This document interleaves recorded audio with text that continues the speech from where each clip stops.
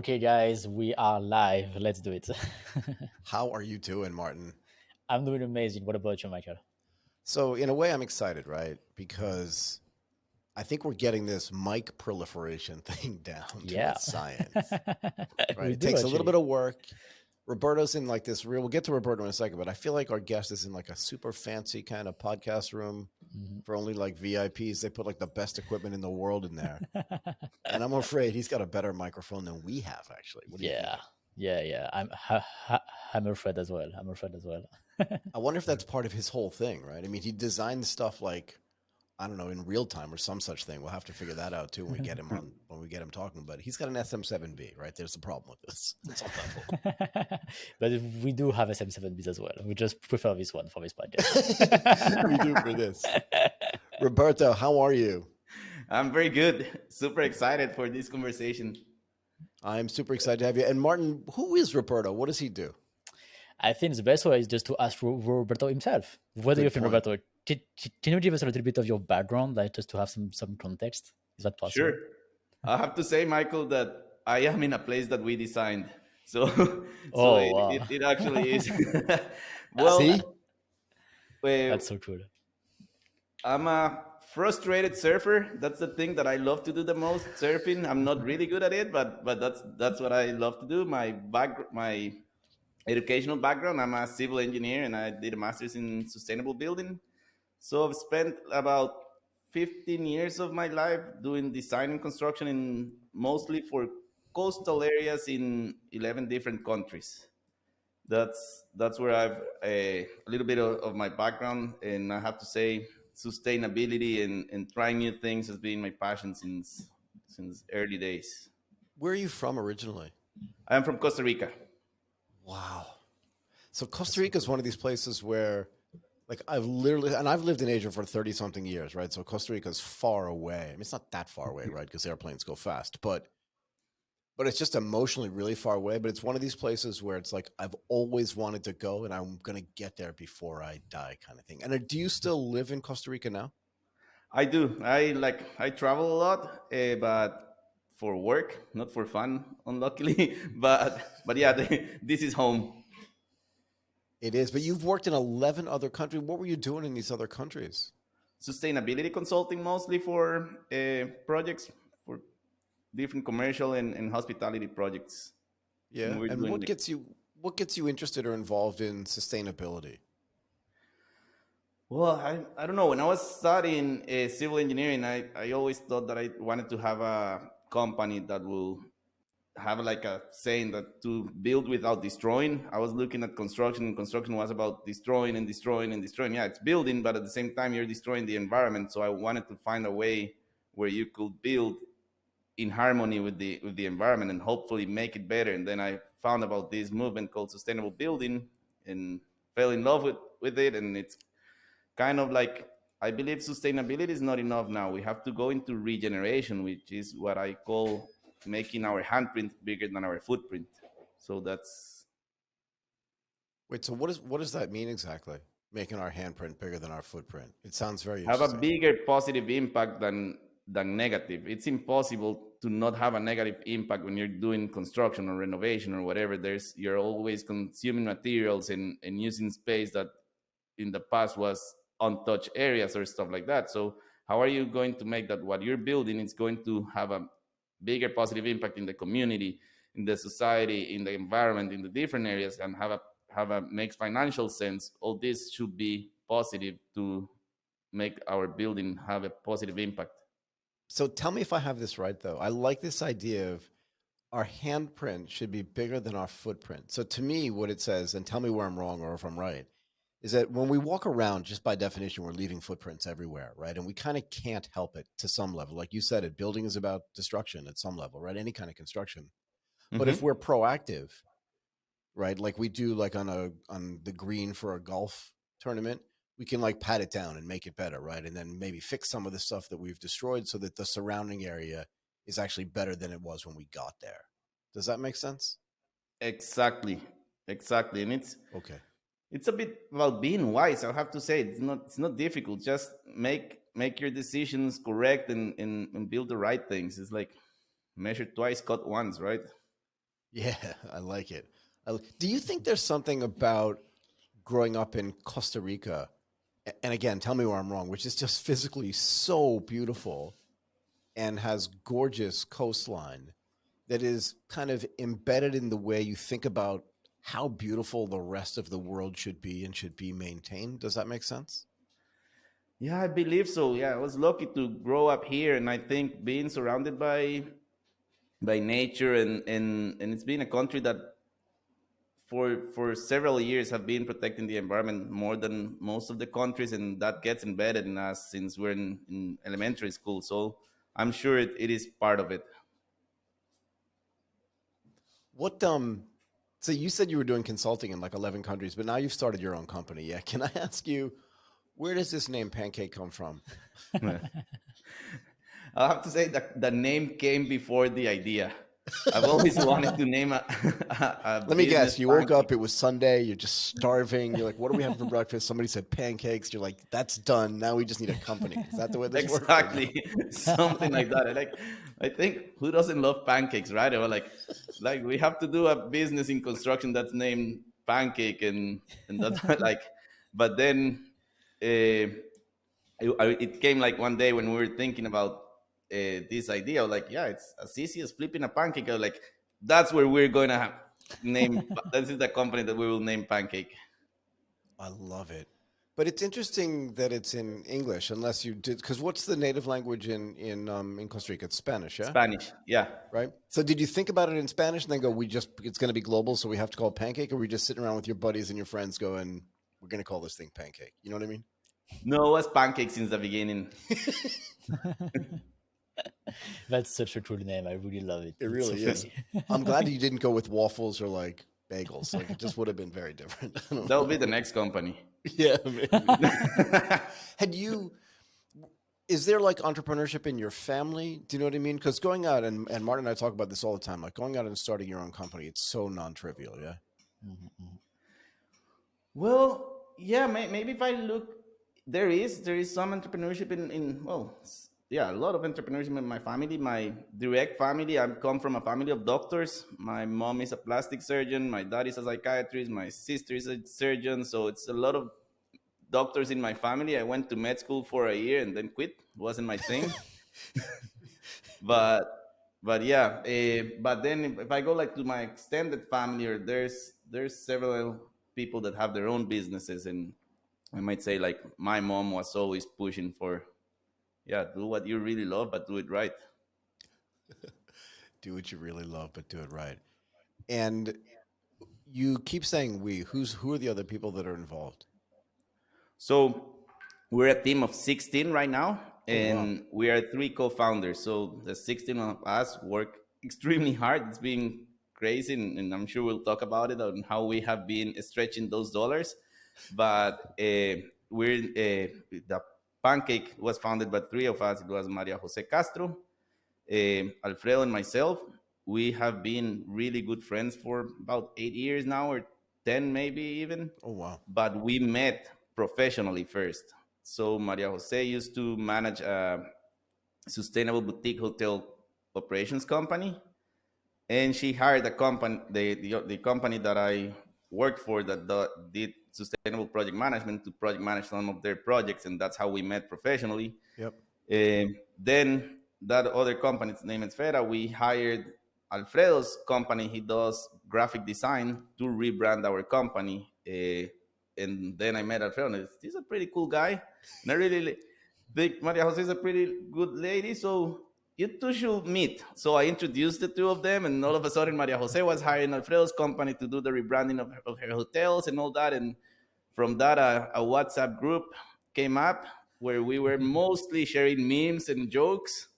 And then Pancake came up and like, hey guys, what do you think about this idea? And I have to say they are hard. They're really, really hard. I thought they were like, yeah, my nickname, they call me Chino. Like, yeah, Chino, it's a good idea, but this, and this, like this, and this, and like, well, but this, and we had like a month of back and forth on that Pancake WhatsApp interaction.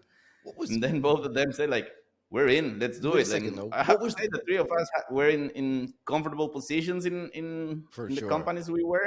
Yeah.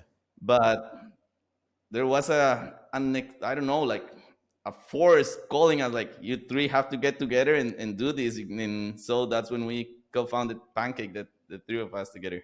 What was the original idea, and what was the trepidation, or what was the worry from them? Like you said, there was a little bit of this, and this. Like when you pitched to them in the WhatsApp group, when you were done doing the funny memes, which I think is always necessary in a WhatsApp group. But when you were done doing that, what did you pitch to them? Like, we have to start this thing that does what? And then they were like, yeah, we got to fix these things first. Like, what was that like?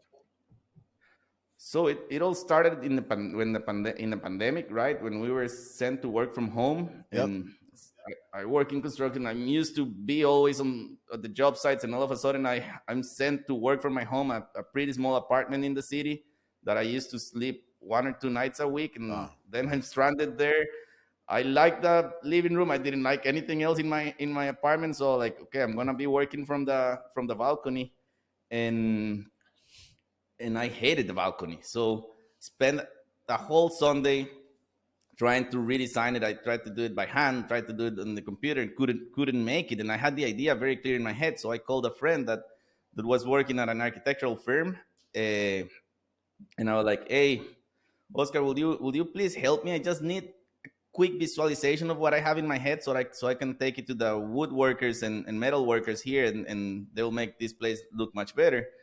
And he said, "Sure, let's meet tomorrow on Zoom at 5 p.m. This was a Sunday, so we met next day on Zoom, and I was really impressed on seeing, like, hey, dude, can you just change that flower base from the left to the right? Can we switch those tools from not having an armrest to having an armrest?" And I was seeing that happening in front of my eyes.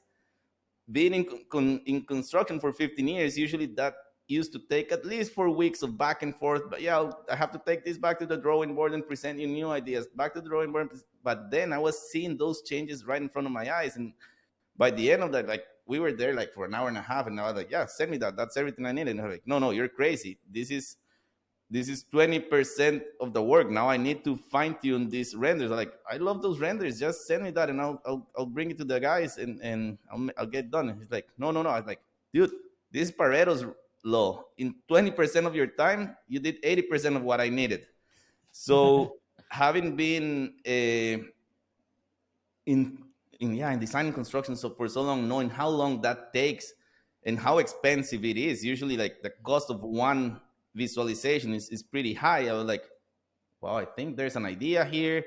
At the time, we were all working from home, so everyone needs to renovate their spaces, their workspaces, their living spaces, their recreational spaces, right? So I called. That's when I went on the WhatsApp, like, "Hey guys, this just happened. I loved it. Even more than the results, I love the process." And I was describing to them how I was experiencing emotions during the process. Like, first, when the guy showed me my balcony, like, "That's exactly my balcony. You did in 3D where I am sitting right now." And then seeing all these changes, like, wow, there's something here. And I did a bit of Google research to see who was doing this. Yep. Couldn't find anyone. Like, so we said, like, and I started telling them, like, then they were like, "Hey, do you think is this just because of your friend, or do you think we can find?" I was like, "I don't know. Let's find out." And we were having different conversations, and yeah, I think what questions they had, like, they said, like, "Do you think there's a market for that in Costa Rica?" And we're like, "Well, maybe we shouldn't look into Costa Rica. We should look into Latin America as a market first, rather than just Costa Rica, because we're doing it completely virtually." Right. And what are the licenses we need? And I knew all the licenses we need for that. And so there were several questions. And do you think this is gonna carry on after the pandemic? And my question was like, "Do you think people are gonna keep renovating their spaces after the pandemic?" Of course, right? So What software was the guy using, though, that you called? Because it must have been off the shelf software. No, like, he didn't design that. That architectural firm didn't design it themselves. no, it's a software that most designers use in architecture, interior design, and construction, called SketchUp. And then there's a rendering software called Lumion. So you start the 3D model on SketchUp, like, model the whole thing there and the changes, and then when you want it to become photorealistic, it goes into Lumion, and that's when that render turns photorealistic. So then what's the business though? In other words, just taking that because are you using that software now, or did you rewrite your own stuff? Like what exactly does Pancake do now? So we call ourselves, we are a human powered tech company because we are an interaction between humans and tech. Yep. We believe that we need professional designers to design our spaces, but usually interior designers and architects are hired by the top 1%. And we want to bring that to we call it the next 29%, for people to be able to get professional advice on designing.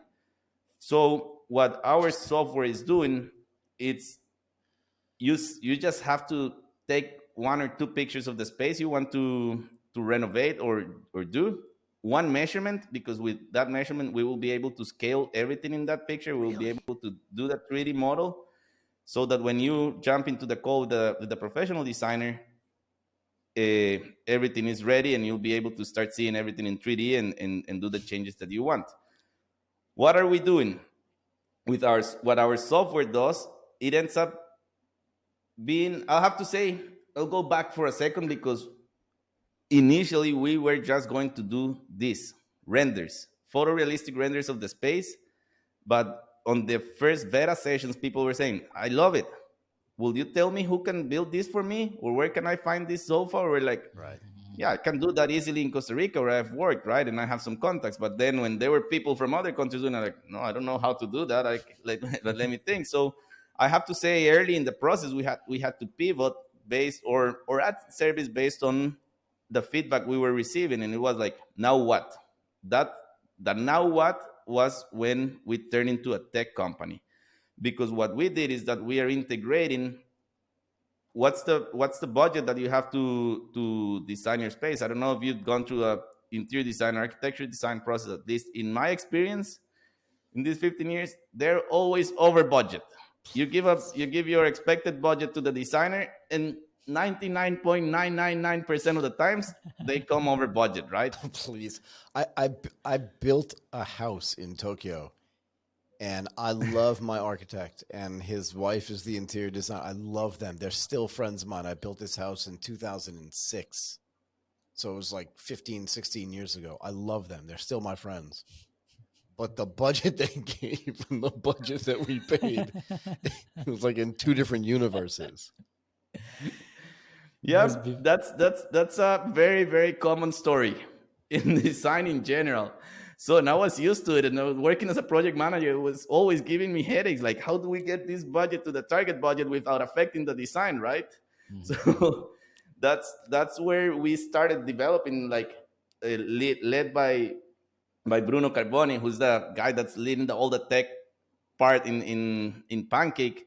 We started doing this thing that works behind the scenes, that it's like a bunch of filters, right? When you go online and you book a session at Pancake, you select what styles do you like. Initially, we had those styles listed by name. Now we do not put the name. We have learned that people prefer to select pictures than select names, because you might think what you like is modern when what you actually like is contemporary, right? So it's better if you just choose pictures, and then you tell us your budget and when you can start the meeting, right?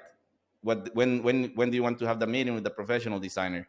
So what our software does in the back is, okay, this guy or this person wants to do a living room. So there's a series of filters.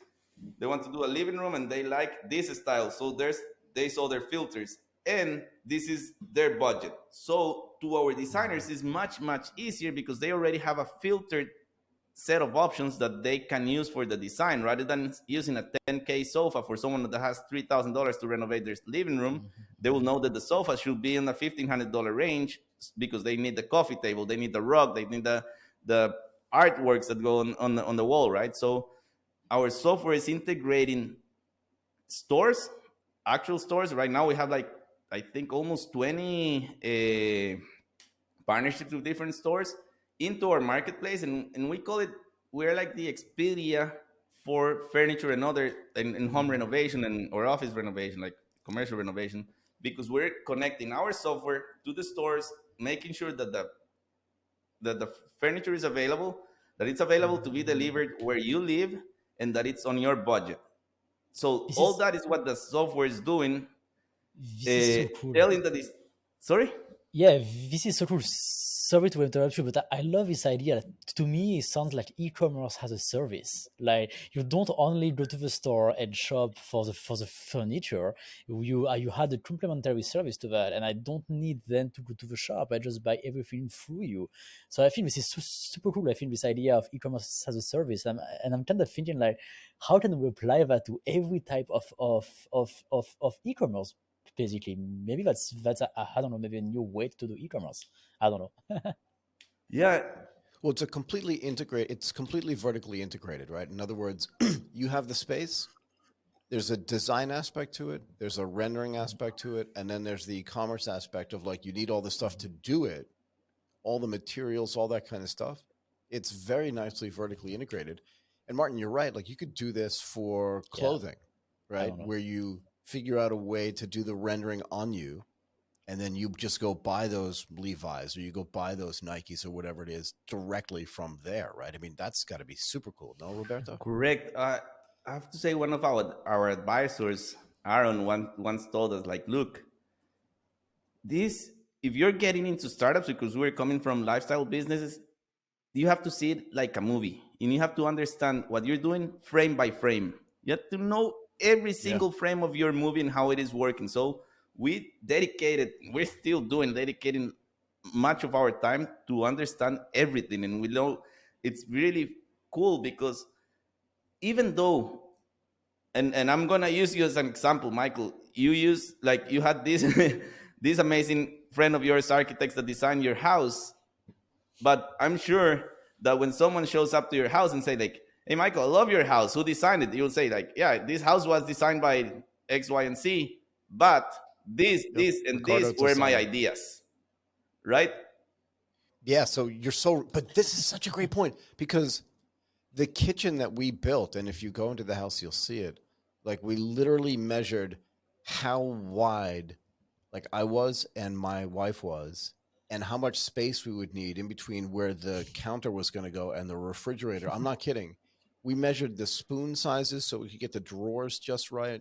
We measured everything. And like that kitchen was my idea. So like the bathroom was built in a way that was completely my idea. I couldn't design it, right? And I couldn't draw it because the shasen, so the way the light shines from the sky onto the ground math in Japan is very complex.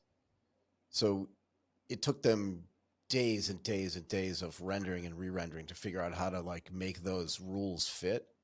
But yeah, they did it, but we co-designed it. I hadn't thought about it in a while, but yeah, you're right. That's the exact thing. So at Pancake, we're co-designing your spaces, right? And that's what we learn. People, that this childish thing on drawing and having ideas and seeing them happening, it's amazing, and the emotion. So we started doing an emotion graph, and we have an emotion graph. Go ahead. Every 10 minutes on during the session through people, and it just repeats itself. When the designer tells our clients, hey, and so your space looks something like this, they'll make the same expression that I did earlier. Whoa, how did you do that? And then, so that's a peak of emotions. Then you start designing, and by the end, when you see like your space that you're seeing and you kind of like, or maybe you dislike, and you see this photorealistic render that shows you how could it look and fit your needs and your budget and timeline, that's where you are at peak of the emotion. So that's where we know that people will be like, yeah, and I can buy the furniture directly from Pancake's website at the same cost as it would cost me to buy it from the furniture store. Sure, I'll do it. And that's where we monetize. I love this. Can I ask you this too, though? How do you measure the emotion? You build an emotion graph. Are you using sort of facial recognition software to do this? Have you built your own software? What are you doing? Are you just like writing down notes? Writing down notes. Like, hey, I wish we had what do you think? This guy's super fancy happy kind of measurement things, but we do not. It's we use this.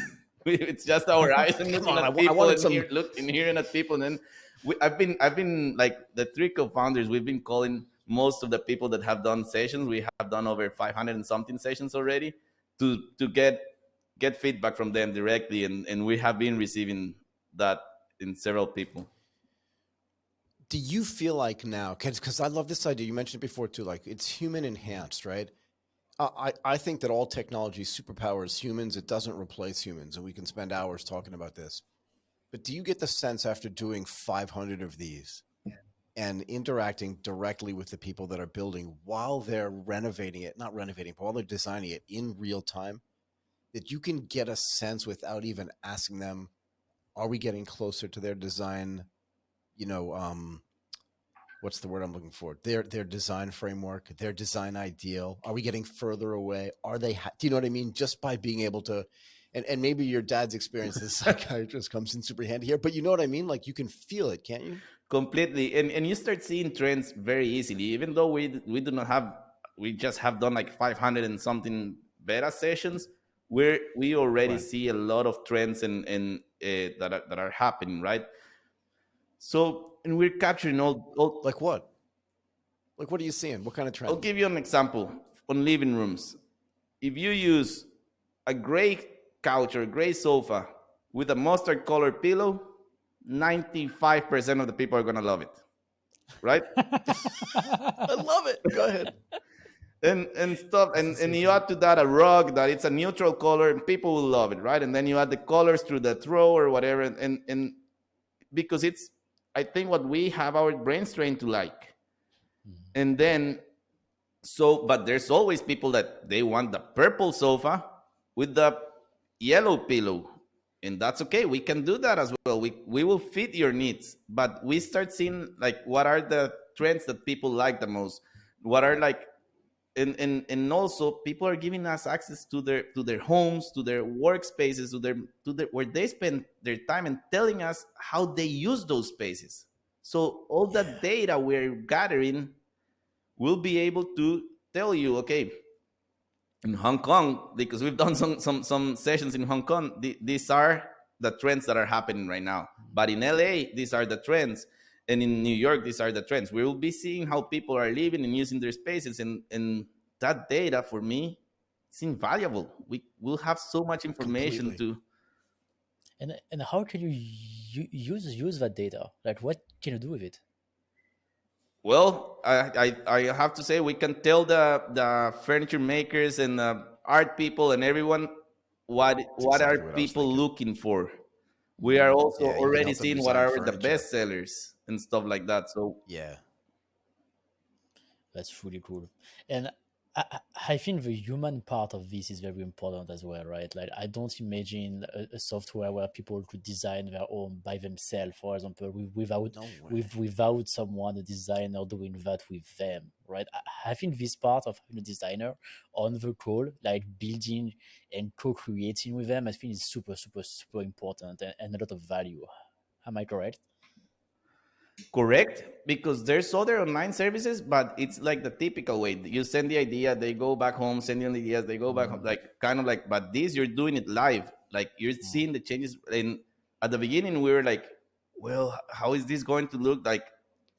Nowadays, designers, young designers, they have the technical skills. All of them have the technical skills. You get out of school and you Right. know how to use the design softwares.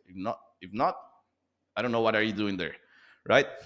So what we look into is people that have people skills, because you have to connect with the client in the first 10 minutes.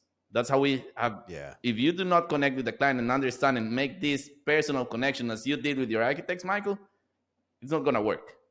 So Can I make a point about this too? Because I think you're so right, and I'm sorry to point, but like we went to multiple architects. We fired 3 of them before we actually settled on this guy and his wife. And the reason why you're right is it was the only time where we felt like we were co-creating. In the other cases, we felt like the architects were kind of almost like running us over to do the design that they wanted in that exactly. space. And it was like, I'm living in the place. Like, I'm going to live there. It's not for you. It's for me. And like, to me, it was almost like, yeah, it was like over designed for their benefit, like to show off what they could do as opposed to make a place that we could live in and be proud of kind of thing and co-create it. So yeah, super important, I think. Yeah. Exactly. And as you said, you fired 2 or 3 other companies before finding the right one. It's if you don't have connections. So that's what we look into our designers, people that can connect, that will make you feel comfortable to share. That when you get home, you throw your coat there, you throw your keys there, and you just go to the kitchen. You have to feel comfortable to tell that to your designer. So that's what we look into, and that they know that they're gonna work under pressure. You have to design a whole space in 2 hours and deliver, and the person who's on the other side of the screen has to like it, because they're co-designing it with you, right? So, but that was one of our things that we were the most afraid, and we found amazing people easily, really easily here in Costa Rica. I have to say, like, we're lucky because Costa Rica is a country that has a lot of shared services, and people speak pretty good English, and they're very well educated. So finding talent for us here has been very easy. I'll have to say so. And on the design side, or on the both, the technical side? Both.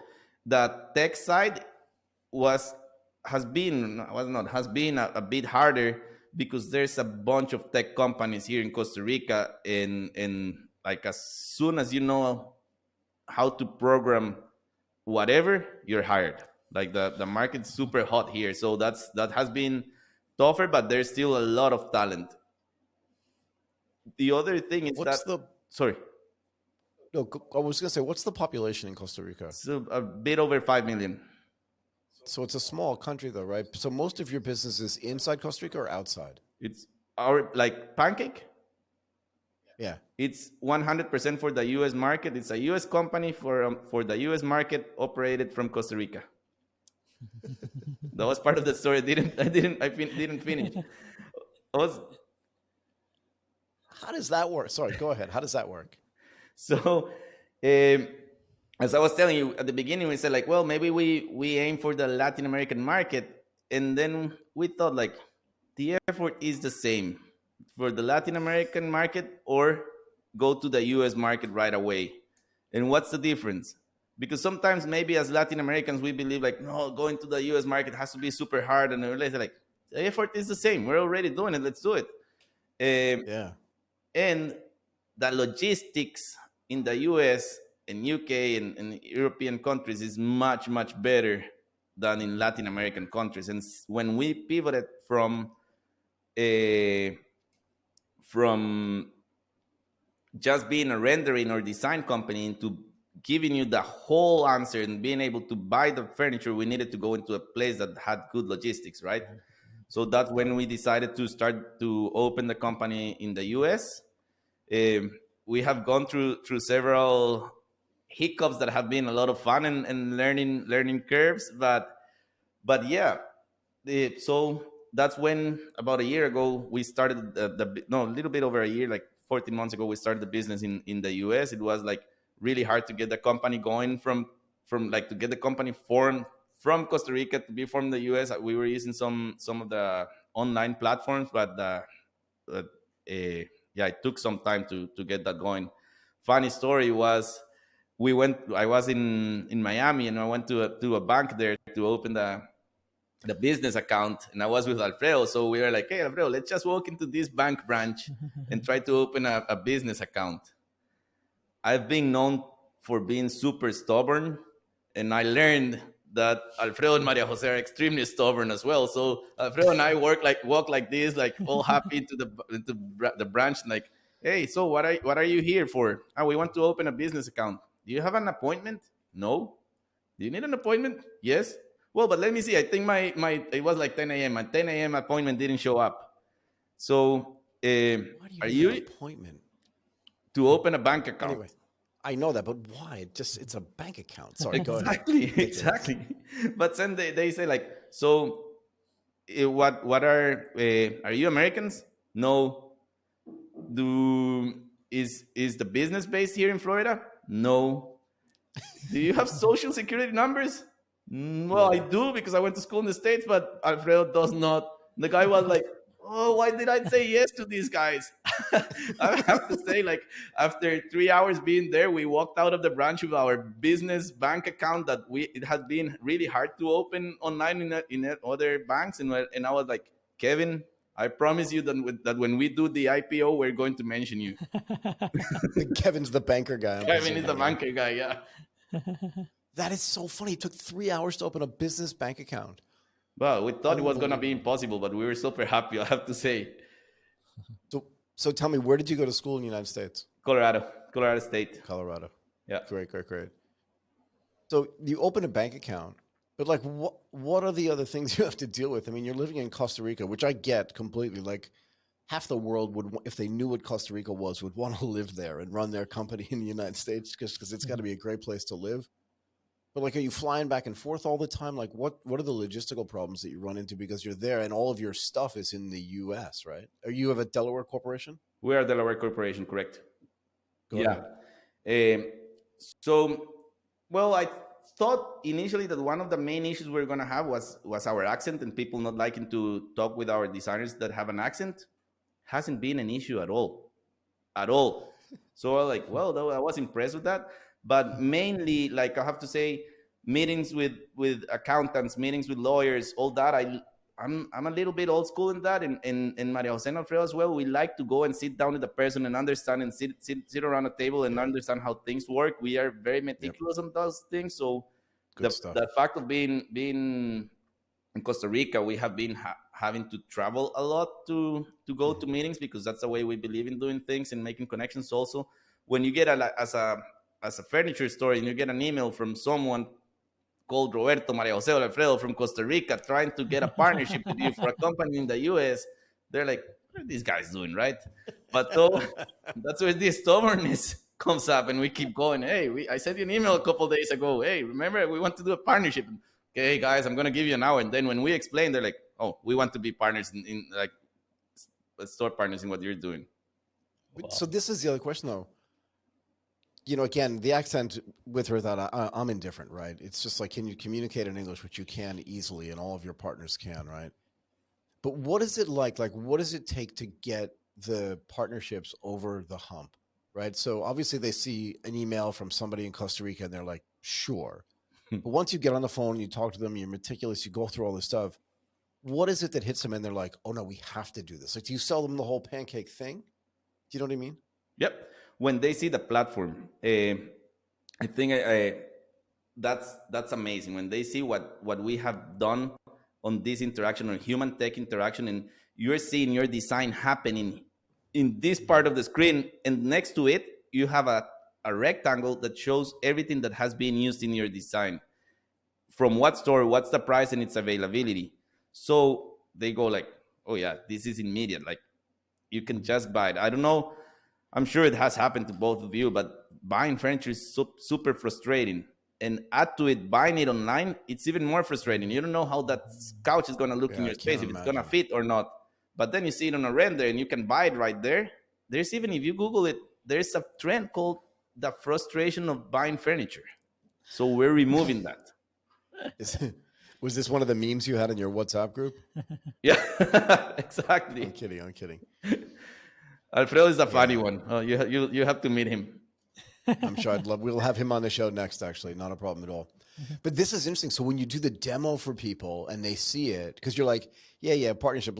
We'll get to that in a second. But let us show you what we're doing. And then they're sitting there thinking, oh, I need to redesign my den as well. Can you run me through that process? And you do that, and they're like, okay, where do I sign for partnerships, kind of thing. Yep, exactly. Like, and not only that. There's designers. Like, at the beginning, I thought like, okay, all my designers friends are gonna hate me, but what can I do? Because we're making it. You get at least 6 renders for $39 right now. An average cost per render is $500 in some places in the US. So you're getting 6 for $39, and you're doing it in 2 hours. So like, designers were like, but now we're seeing more and more designers using Pancake. They come by themselves to then present it to their clients, or sometimes they join the session with their clients. So it's like they can get the ideas from the client with their ideas and a third party, like a live peer review, and then they can order the thing. So tell me, but did you redesign all this software? Let's go back to the beginning of the conversation, right? You talked about, I called my buddy at the design firm or the architectural firm, and he just showed me SketchUp and then Lumen. Do I have that right? Lumion. Lumion, sorry. Lumion. Yeah, sorry, Lumion. I'll look it up as well. But so are you still using those, or did you write sort of connectivity tissue software that connects all that stuff together that then fits into your CR? Like, what did you do from a technical perspective? No, to build those are all this? integrated into our software. We are not doing a CAD software or a design software. We are using the existing ones that all the designers know how to use already. Got it. Makes it a lot easier for them, right? So at least they can have like a familiar language when they come onto the platform and do it. So what's the size of the business? In other words, it sounds like you're operating in the United States. You've done some work in Hong Kong. You're still living the dream in Costa Rica. Like, what's the status of the business? Have you raised money as well? Do you know what I mean? Like, is it a funded company? And yeah, when we were just being a renders company, we were bootstrapped. It was the three of us putting the money. It was working because we were gonna just grow as a lifestyle business organically. You need more people doing renders. We'll hire someone else because we already the one that we have is already like full of work. Yeah. We'll hire another one. When we decided to start the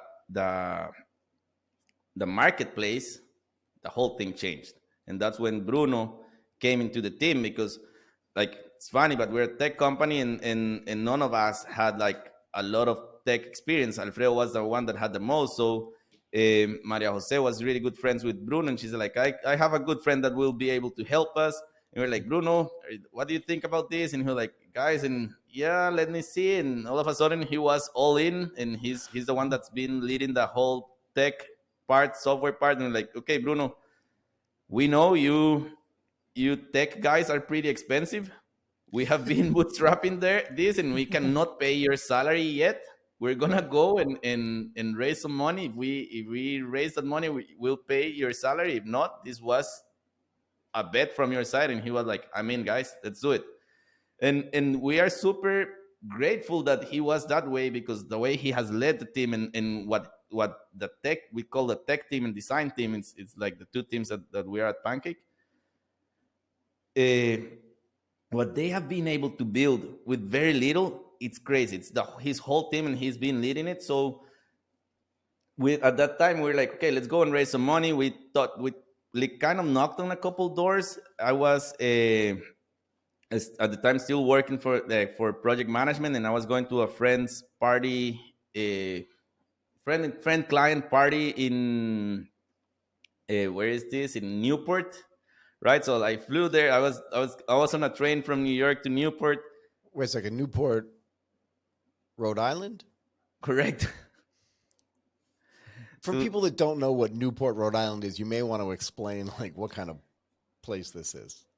Well, I didn't know. I had never been before, and I was on now because now I know. But I was on a train to get to Newport from, I can't remember the name of this town that. And I was online, like, I need, so because we had, sorry, I didn't say the first part of the story. A VC from Chicago called Corazon gave us a meeting on that exact same day. I was going to go on an island where there was no cell coverage or anything. So I was like, I need to go to a cafe to get internet and at least take this call. This was going to be our first real call with VCs. I have to say we did like 20, 25 like not fake but preparation meetings with people we knew that have been raising money or that are in the industry or whatever, and we're like, can we give you a pitch and see what you think and get your feedback? We did that like 25 times, but then through a client of ours that became a good friend of ours, and now it's a member of the board. He introduced us to this VC, and he said, like, okay, why don't you present your idea to these guys? And the meeting was on this day that I was traveling. I go into the cafe and they said, oh, no, sorry, we do not have internet today.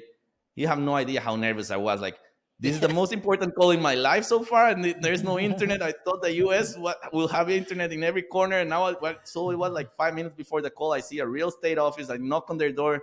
Look, what I'm gonna tell you is gonna be kind of weird, but would you please let me use your internet, sit in your office, take this call that's very important to me? The lady was looking at me like, what are you saying? But yes, go ahead. Took the call, and the guys were like super direct, like, okay, we want to see this. Do you have a financial projection? I have to say we have a really strong Excel affiliation, and our Excels are really nice, and like Good stuff. our financial projections, we have done a lot of the work, I think, with and we sent that right after the call. This was on a Friday. On Sunday, we got an email saying, guys, we would like to invest. We were raising 250 at the time for the pre-seed round, and will you be willing to to increase your round so that we can invest?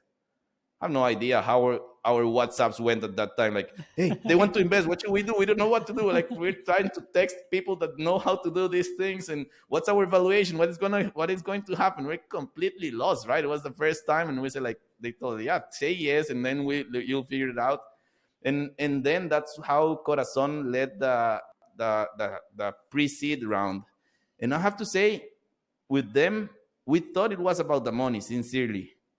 The money has been important, but it's been the mentorship and how getting a VC that they are not just there to make money, but to elevate you has been amazing. We have, like, they're even part of our WhatsApp chats now. Like, they're part of the meme chat. Exactly. We do share some memes with them. We have shared dinners. We went to Chicago and had a dinner with the whole team, which was amazing. They like, how much we have received from them is way over what we received from the money, and what we have learned and how they have prepared us for that seed round and all this. So it was, some people say like VCs are evil. In our experience, VCs have been, or I don't know, I won't say VCs, I have to say Corazon is what took us to where we are right now. Yeah, I want to make and a it's point. funny. I want to make this point though for people that are listening and watching. Money is a commodity.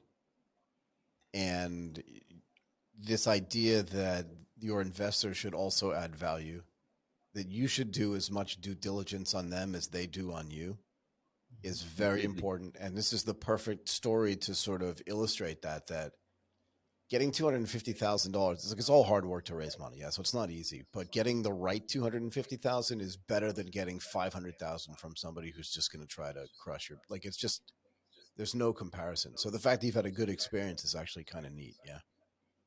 Yeah, I think we're spoiled now, because that's been the best experience. In one meeting, we were there with the Corazon team, and Maria Jose asked them, guys, why did you invest on us? What did you see? Yeah. And they said, like, because you're scrappy. Yeah. And that, now that we're raising our seed round, has been like, it blows our mind. Like, we raised at the end, we raised $400,000. It was supposed to give us runway until June this year, where we have been in to do the software. With half of it, we did the whole software. The latest release was last Friday, when you can now hit the buy button. So we did what we were supposed to do on the seed round with our pre-seed round money. Like, the whole software is working. People can order their furniture right from our thing. And we did that with half of what we raised. So our runway is even longer. And, raising money now, it's really, really difficult. 6 months ago, VCs, investors, angels, whatever, will throw you money for you to do whatever idea you have. Nowadays, you have to have a really good idea, well proven, and they are asking you facts and numbers that were used to be on the Series A. They're asking you for that on the pre-seed or seed rounds. Yeah. So, and they're being very, very meticulous. So that, I think that comes from our lifestyle business experience on stretching the dollar, when we never understood sincerely what's your burn rate. Like, burn rate? That makes no sense. That makes no sense. Martin and I talk about this all the time. Let me see, how much money can we waste this month? Yeah. How about zero? We'll waste Michael, zero I will tell this you month. Zero. You want to buy a microphone, Michael? We need a new customer of it. Easy. Do it. No, but it's true though. This idea of our burn rate. Martin, what was our burn rate last month? Like zero. Last month, Exactly. Profit was true. Yeah, profit was good, but burn rate 0. Can I ask you this though? Because I want to go back to this idea of we were just going to be a rendering company. When did you figure out this e-commerce thing? Like, do you remember the conversations between the three of you, or was it just like two of you up late at night going, what are we going to do? Because this is not going to scale. Do you remember that moment where you're like, why don't we just put the furniture online too and just make it like one-stop shopping for everything? And then you're like, oh my God, that's the big idea. Do you know what I mean? Do you remember that feeling or that time? Yeah, that was before raising money. It was the three of us like, hey, we think we have. I think it was when we decided that we were gonna go to the U.S. market, because it was easy for us to build things in Latin America where we have contacts. We have no contacts in the U.S. and like, if they ask you who can build this, I don't know. How are we gonna? And that's when we say like, what if this works like this, like an Expedia, but for furniture and proven? It's like a concierge just telling you exactly what you need. And like that, it was the three of us. We were actually having a beer. I remember where, and we're like, let's do it. Let's go all in, because we were working on our previous job still. I'm all in. I'm all in. I'm all in. And we're like, guys, you're all in, okay? Like now we have to do it, kidding. right? Like, but so we talk about Exactly. this. It was kind of a joke. That's why I want to know, right? Because there's this idea that like these startup companies, right, and they get to be really big, that there's some kind of magic where you're sitting around going, okay, I have the idea to end all ideas. And that's going to be, we're going to incorporate e-commerce for the furniture into our rendering business. And that the other two founders are just like, yeah, that's going to definitely do it. And you have like a little bit of a high five or a kampai drink. And the reality is that like, that's not the way it happens. You're just sitting around going, yeah, wouldn't it be cool if this was like that? And you're kind of joking and everyone goes, let's do that. And you're like, I wasn't really serious, but now that you mention it, yeah, let's do that. It was them actually. I was like, no, the renders are good, because that's what I wanted to see. But they're like, no, we can take this to the next level, and they're like, and we're like, but well, we need to do the tech part now. What we should do, because this needs software, this needs money, and that's when we started reading articles, a lot of things. Like, this sounds fun. It's a good challenge. I think we love challenges, and it's been a really cool roller coaster of emotions. So. How do you handle the ups and downs between the three of you? Do you know what I mean? Because every day is not perfect. Yeah. It's funny. It's because we always tell ourselves like we need to write a book on the interaction of the other two. Whenever like Maria Jose and I are having an interaction and we have like different opinions, and Alfredo is just, you can see him on the other side of the table just laughing and having a good time. And then it happens between him and Maria Jose, and I'm the one that's having a good time. I think we respect each other a lot professionally, a lot, because we have worked with our like with ourselves in a different position in the past, not as partners but as service providers to the other person. So we respect each other a lot. And at the end, the good thing about being three is that like if two like something and the other one no, there's no hard feelings. We know that at the end it's for the good of the business, and we just go. It's I think it's based on a lot of respect, and nothing is taken personally. We have this thing like no bullshit first, but nothing is personal. It's for the business. So we go directly, and then Maria Jose is the one that makes things happen. She's we always make fun because she doesn't like us to tell this, but when we're doing the pitches and all this, like Maria Jose, she's like 38 or 39. She still holds a swimming record she broke when she was 17 or 18. So that tells you who she is, right, and what she does. And Alfredo and I, we're like these dreaming guys, and she brings us back to earth and makes us do things. And like we have these status meetings every Monday that if we do not show up with our to do completed, we're in trouble.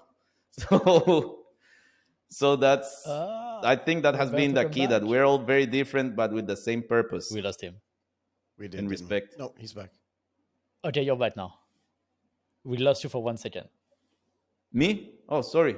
Yeah.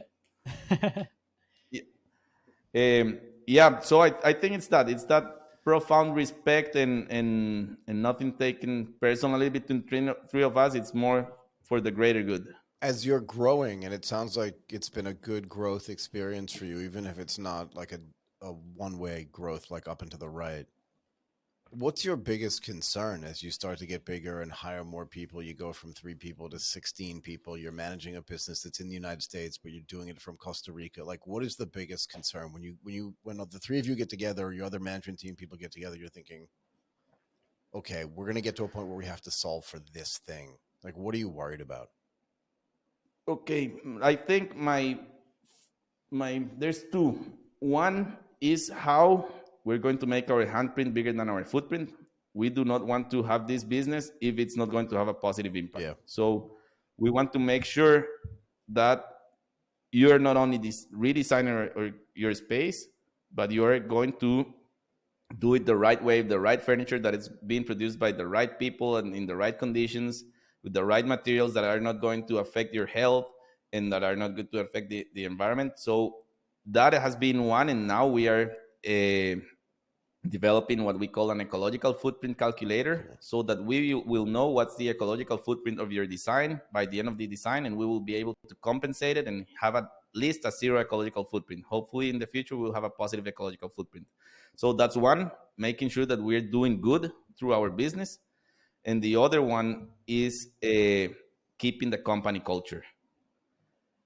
When you scale at this pace, like the company I'm coming from, that I'm a business partner still, what I loved the most was showing up to the office because of the culture, the people that I will see there. And same thing Alfredo, and same thing Maria Jose. That, like, we shared that the 3 of us had that same experience, and we're like, if we grow at a fast pace and affect the culture, we're doing it wrong. So that's why we always say, hire slow, fire fast. Even in this environment that you have to sometimes hire 10 people in 1 week or whatever or more, we are going to do it slowly and make sure that we're like, it's people that understand what we're doing, but more than that, that fit our company culture. Because if the company culture goes wrong, it's very difficult to get it back on track.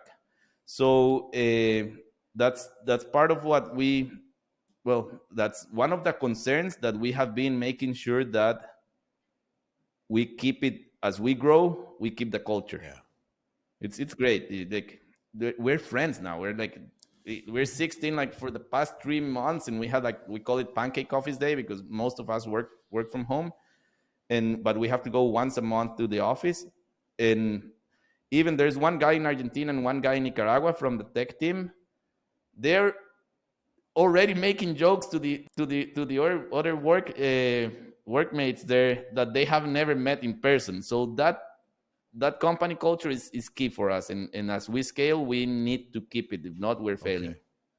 Martin, that's a great way to end, no? I have one more question for Go you. for it. Can I ask? Can I have 2 more Yeah, minutes go for it. Go of for your it. time, Roberto? Yeah, go for it. Like, the more I learn about Pancake, and thank you very much for explaining everything to us, the more I think that you should talk to my mom, to be honest, because she loves to design. Like, just to give you an idea, our wall, like in my mom's house, are purple. Some walls are purples, and some other walls are green. So just to give you an idea, like, my mom loves to design. She made everything by herself, like on the design side, and then she hired people to do that for her. But I'm sure that you would have a lot of, like, but she would love this design session. And one thing that my moms love to do is going to this shop called Maison du Monde in French. In English, we would translate that by houses of the world. And basically, that's like a big shops, and they have, for example, like a part of the shop that's gonna sell you furniture from Thailand, and another part is gonna sell you furniture from Africa and from South America. So you can buy some furniture that is going to fit like a whole culture, let's say, right? Because the way we design houses in Thailand is very different from the way we design houses in France. And then she'd like to go to this shop because then she can buy some stuff from Thailand or from Africa and stuff like that. And this shop that is actually a very big company, and it's super successful, at least in France. I have no idea on how they perform outside of France, but it's a very big company. They have, like, I don't know, hundreds of shops all across France. And I was wondering that is there a way for your company like to can that replicate that? And by that I mean, for example, like I'm in the US, I want to design my house Thailand style. Can you hire designer on your side from Thailand because you do everything online, so it's all remote. So I guess you can create a design team in Thailand of people who could design architects like the way Thailand does, and then add that into your offers and do the same for many many different styles. Is this something that's doable? Is it crazy? I don't know. Yeah, I think it's doable. One of our competitive advantages is that the cost of designers in Costa Rica is much lower than in the States, much lower, right? That's right. But I think in the future it is doable, or even train designers on the different design aspects. When you go to architectural interior design school, they tell you they teach you on the different design styles from Asian or Thailand style or Balinese style or Australian style. So, or even like as I see it in the future, is having different designers in different part of the world connecting through the Pancake to the Pancake platform. So yeah, I think it's doable. I don't think we're there yet to offer you a specific for but This is doable. we can get there. And yeah, of course we're gonna create an undercover media code for your mom so that she gets a discount on the pancake session. We'll have that for sure. This is very nice, but she will learn. Like she will need to learn English or Spanish first. Unfortunately, or you need to hire someone who has been French to talk to her. I don't think any of that. Soon enough. That's going to be a problem. Okay, Roberto Meza, a co-founder of Pancake Live. Pancake, excuse me. That was awesome. Thank you so much for doing that. Thank you. I really enjoyed this conversation. See you.